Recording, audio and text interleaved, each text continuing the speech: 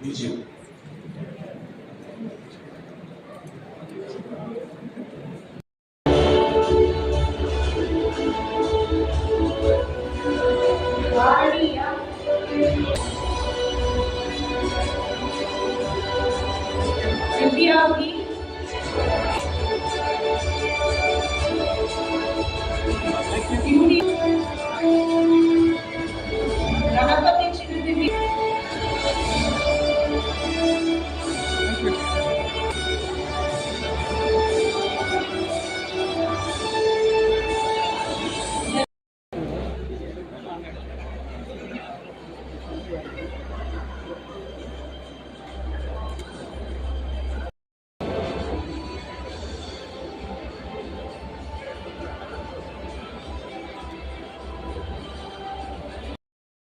Okay.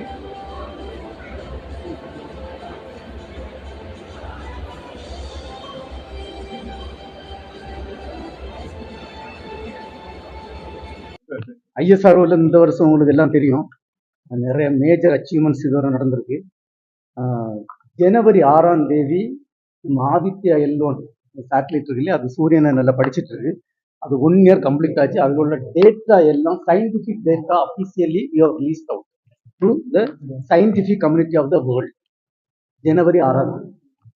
ஜனவரி 16ஆம் தேதி பார்த்தீங்கன்னா அடுத்த மேஜர் அச்சீவ்மெண்ட், இந்த ஸ்பேடக்ஸ் வந்து 2 சேட்டலைட் 28,400 கிலோமீட்டர் பர் ஹவர்ல சுற்றிட்டு இருந்த சேட்டலைட்டை ஒரு set of cameras, inertial systems, navigation systems, algorithms, set of algorithms, computer hardware, computer system and propulsion system இதை யூஸ் பண்ணி வந்து ஒரு 11 கிலோமீட்டர் டிஸ்டன்ஸில் இருந்ததை கிராஜுவலாக கொண்டு வந்து சாஃப்டாக வி ஹவ் டாக். இந்த மாதிரி டாக்டர்னா 2ஆ இணைக்கிறது. இந்த மாதிரி இணைச்சி சாதனை செய்த இதை பார்த்தீங்கன்னா இதோட 4 நாடுகள் தான் செய்யிருக்கு. India 1 among 4 countries. அது வந்து ஜனவரி 16ஆம் தேதி. ஜனவரி 29ஆம் தேதி பார்த்தீங்கன்னா நம்ம 100th ராக்கெட் லான்ச் வந்து ஸ்ரீஹரிகோட்டாயில இருந்து முதல் ராக்கெட் லான்ச் நம்ம செய்தது 1979 SLV 3 தான் அட்டெம்ப்ட் பண்ணோம். அன்னைக்கு அது வந்து ஒரு 98% சக்சஸ். ஆக்சுவலாக லான்ச் பேடுக்கு வந்து மிஷன் சக்சஸ் ஆகலை. இது 100th ராக்கெட் லான்ச் வந்து ஜனவரி 29ஆம் தேதி ஸ்ரீஹரிகோட்டாயில இருந்து பண்ணோம். அது காம்ப்ளெக்ஸ் ராக்கெட்னு சொல்லுவோம் நாங்க, மார்க் 2 ராக்கெட். அது வந்து வெற்றிகரமாட்டு ஏவி இந்தியா உலக சாதனை செய்தது. அது ஜனவரி 29ஆம் தேதி. ஜனவரி 16ஆம் தேதி பார்த்தீங்கன்னா ஒன் மோர் திங், நம்ம ஆனரபிள் பிரைம் மினிஸ்டர் மோடிஜியும் கவர்மெண்ட் ஆஃப் இந்தியாவும் ஒரு 3th லான்ச் பேட் ஸ்ரீஹரிகோட்டாவில் செய்யறதுக்கு ஒரு 4000 கோடி அப்ரூவல் தந்திருக்காங்க. ஏன்னா இதை வச்சுதான் ஃபியூச்சர்ல உள்ள ராக்கெட்லாம் அனுப்புறதுக்குள்ள லான்ச் பேட் செய்ய போறோம். அதுக்கு பிறகு மார்ச் 13ஆம் தேதி அதுக்கு அடுத்தது ஒரு பெரிய ஒரு சாதனை நடந்தது. இந்த 2வது மொத்தத்தில் இணைக்கப்பட்ட அந்த செயற்கைக்கோளை வந்து செப்பரேட் பண்ணி அதுல நாங்க சாதனை செய்திருக்கோம். அதுக்கு பிறகு 2 செயற்கைக்கோளும் தனியாக செப்பரேட் பண்ண பிறகு ஒரு செயற்கைக்கோளை வச்சு அடுத்த செயற்கைக்கோளை மானிட்டர் பண்றது. ஒரு சேட்டலைட் சுத்திட்டே இருக்கு, வேற ஒரு சேட்டலைட் அதுக்கு மேல சுற்றி அதை கண்டினியூஸா மானிட்டர் பண்ணி அந்த மாதிரி ஒரு எக்ஸ்பெரிமெண்ட் பண்ணியிருக்கோம். அதுக்கு பிறகு பார்த்தீங்கன்னா ஒரு முக்கியமான ஒர்க் நடந்திருக்கு. நம்ம வந்து இப்போ ஒரு இந்த திரவ ஆக்சிஜனையும் மண்ணெண்ணெய் இருக்கு இல்லையா, இதையும் பயன்படுத்தி ஒரு 200 டன் ராக்கெட் என்ஜின் செய்ய போறோம். இப்போ வந்து லிக்விட் என்ஜின் இதுவரை நம்ம செய்யறதுல 80 டன் தான், விகாஸ் என்ஜின் தான் மேக்ஸிமம் கெப்பாசிட்டி. இது 200 டன் ராக்கெட் என்ஜின். இந்த ராக்கெட் என்ஜின் சோதனை செய்யறதுக்கு ஒரு 1000 கோடி ரூபாய் உள்ள ஒரு சோதனை கூடம் இதை வந்து கழிஞ்ச வருஷம் நம்ம பாரத பிரதமர் மோடிஜி வந்து நாட்டுக்கு அர்ப்பணிச்சாங்க.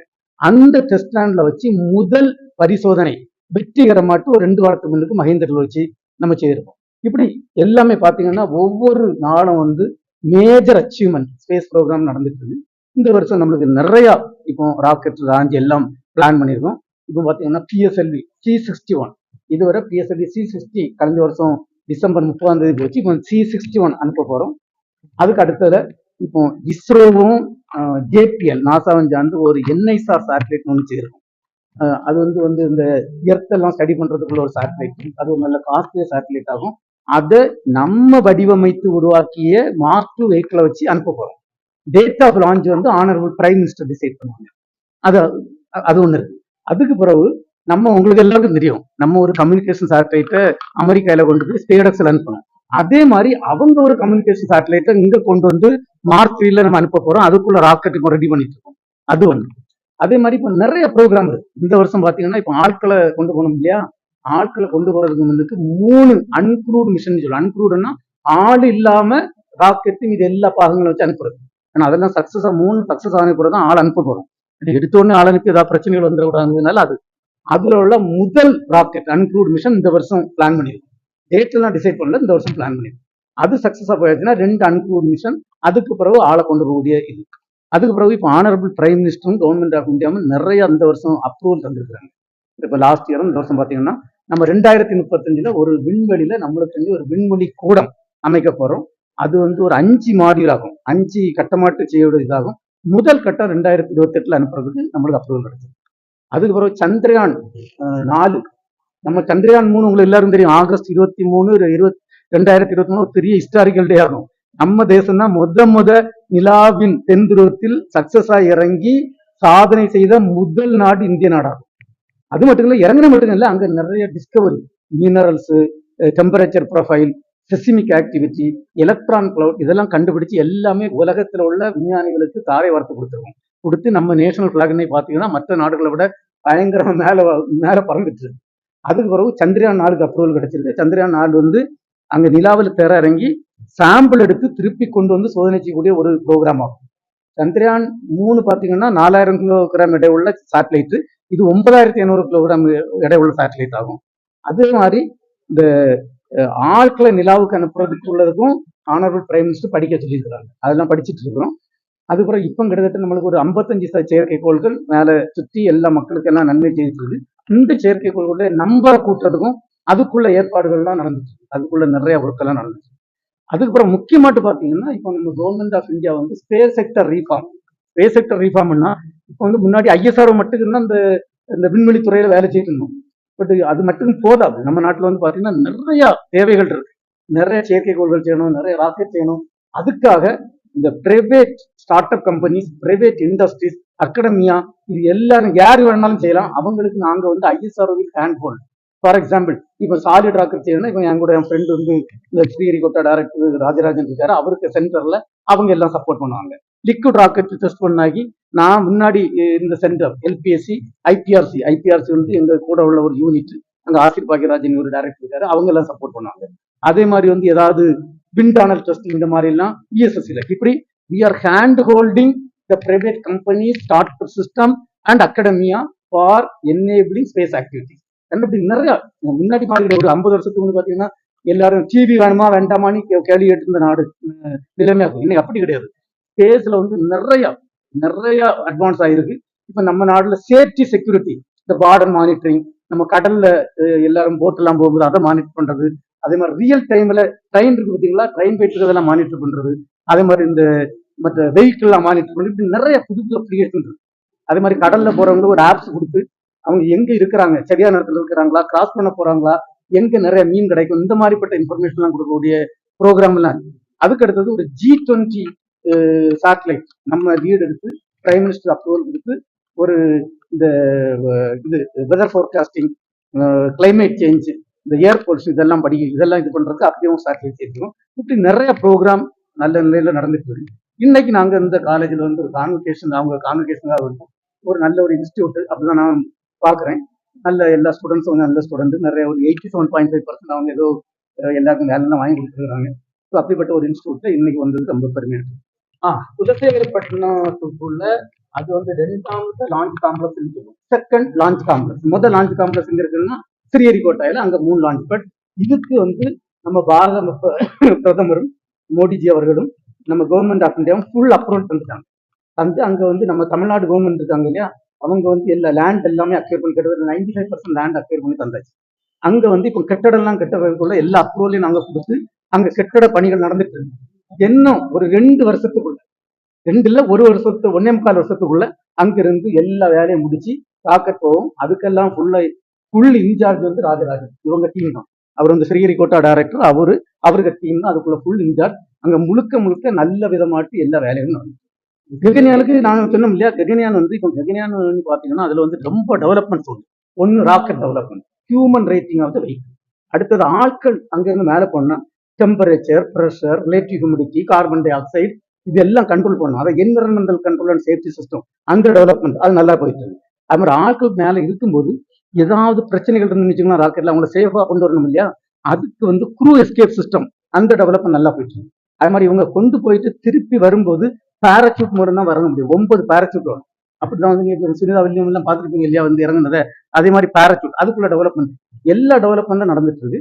நம்ம இப்போ வந்து நிறைய எக்ஸ்பெரிமெண்ட் பண்ணோம். இப்போ பாத்தீங்கன்னா ஒவ்வொரு ராக்கெட் ஸ்டேஜும் தனித்தனியாக டெஸ்ட் பண்ணோம். கிட்டத்தட்ட ஒரு 75% டெஸ்ட் தான் நாங்கள் கம்ப்ளீட் பண்ணியாச்சு. மீதி ஒர்க் எல்லாம் நடந்துட்டு இருக்கு.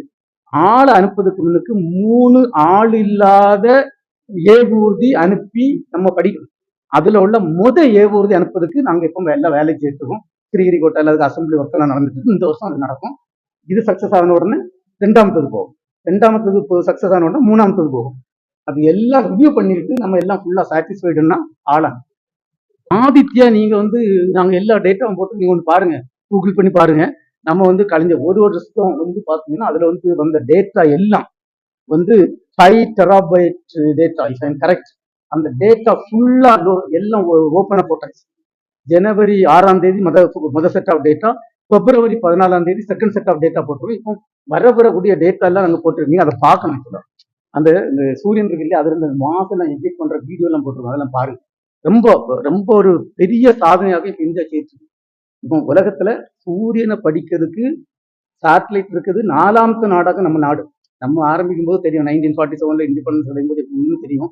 அப்படிப்பட்ட ஒரு சாதாரண நாடு இன்னைக்கு உலக சாதனை செய்து பெரிய விதத்துல ஸ்பேஸ்ல சாதனை செய்யுது. சொல்றேன், நீங்க இந்த கொஸ்டின் கேட்டது ரொம்ப நல்ல கொஸ்டின். இப்போ நம்ம மக்களுக்கு வந்து இந்த இந்தியன் ஸ்பேஸ் ப்ரோக்ராம் வந்து 2 விதமான நன்மைகள். ஒண்ணு வந்து அறிவியல் பூர்வமாட்டு உள்ளது, பெரிய ஹை லெவல் ரிசர்ச். அடுத்தது சாதாரண மக்களுக்கு பயன்படும். சாதாரண மக்களுக்கு என்னெல்லாம் பயன் நான் சொல்லிடுவோம். ஒண்ணு, நீங்க பாத்தீங்கன்னா ஒரு 40 வருஷத்துக்கு முன்னாடி இங்க இருந்து ஒரு போன் பண்ணி வச்சிருங்களா, இங்க இருந்து மெட்ராஸ்ல இருந்து ஒரு நாகர்கோயிலுக்கோ இல்ல ஒரு பாம்பேக்கு போன் பண்ணணும்னா நீங்க ஒரு ட்ரங்க் பூத்துல போயிருந்து 1 மணி நேரம் வெயிட் பண்ணி அப்புறம் பிபி சவுண்ட் கிடைக்கும், அதுக்கு ஒரு போன் கட் ஆகும். இப்படிப்பட்ட ஒரு காலகட்டத்தில் இருந்து இன்னைக்கு அப்படி கிடையாது. நினைச்ச நேரம் எங்கன்னாலும் போன் பண்ணலாம். அதுக்கு இந்தியன் ஸ்பேஸ் ப்ரோக்ராம் ஒர்க் பண்ணிருக்கு. 2வது, ஒரு 40 வருஷத்துக்கு முன்னாடி ஒலி மொழியும் ப்ரோக்ராம் உங்களுக்கு பார்த்திருப்பீங்க இல்லையா, வாரத்துக்கு வெள்ளிக்கிழமை ஒரு 5 பாட்டு வரும் தமிழ்ல. அந்த பாட்டை நீங்க மிஸ் பண்ணிட்டீங்கன்னா அடுத்த வாரம் தான் பார்க்கணும். இன்னைக்கு அப்படி கிடையாது. டெலிவிஷன் பிராட்காஸ்டிங் வந்து நிறைய சேனல், இதுலயும் ஸ்பேஸ் ப்ரோக்ராம் ஒர்க் பண்ணிருக்கு. அடுத்தது, முன்னுக்கு டிசாஸ்டர் வந்து வச்சுக்கலாம், டிசாஸ்டர்னா வெள்ளப்பெருக்கமோ இல்ல நிலநடுக்கமோ இருந்தாலும் நிறைய ஆட்கள் இறந்து போவாங்க. இன்னைக்கு அட்வான்ஸாவே 100% சால்வ் பண்ண நான் சொல்லல, அட்வான்ஸாவே கண்டுபிடிச்சு ஆட்களை சேவ் பண்ணக்கூடிய ஒரு இது. ஒரு ஆளுடைய லைஃபுக்கு விலை எவ்வளவு, இன்னைக்கு ஆயிரக்கணக்கான மக்களை சேவ் பண்றோம். அடுத்தது, முன்னாடி பாத்தீங்கன்னா நீங்க இப்போ இங்க இருந்து ட்ரெயின், இந்த காலேஜ்ல இருக்கிறீங்க, இங்க இருந்து பாம்பே போறதுக்கு ட்ரெயின் டிக்கெட் புக் பண்ணீங்கன்னா இங்க இருந்து ஒரு 20 வருஷத்துக்கு வந்து பாத்தீங்கன்னா இங்க இருந்து ரயில்வே ஸ்டேஷன் போன தான் தெரியும் ட்ரெயின் எப்போ போகுது. இல்ல உங்க ரிலேட்டிவ் யாராவது நாகர்கோயிலையோ இல்ல பாம்பேல இருந்து வராங்கன்னு வச்சீங்கன்னா ஒரு லெட்டர் வரும். அந்த லெட்டர் வச்சு நீங்க போனீங்கன்னா அங்க போன தான் தெரியும் ட்ரெயின் 10 மணி நேரம் கழிச்சு வருதுன்னு. 10 மணி நேரம் கழிச்சு சொல்லுவாங்க, என்ன 2 மணி நேரம் கழிச்சு. இன்னைக்கு அப்படி கிடையாது, எல்லாம் ரியல் டைம்ல கனெக்ட் பண்ணி மக்களுக்கு சேவை செய்யறோம். அடுத்தது, முன்னாடி பாத்தீங்கன்னா ஆட்கள் வந்து கடலுக்குள்ள போறாங்கன்னு வச்சீங்கன்னா அவங்க எங்க இருக்காங்கன்னு தெரியாது, எங்க போறாங்கன்னு தெரியும். இப்ப அப்படி கிடையாது. ஆப்ஸ், நேவிகேஷன் சிஸ்டம் மூலமும் கம்யூனிகேஷன் சிஸ்டம் மூலம் ஆப்ஸ் நாங்க கொடுத்துட்டு இருக்கோம். இது வந்து ஃபுல்லா நிறைய இம்ப்ளிமெண்ட் பண்ணி ஸ்டார்ட் பண்ணிருக்கோம்.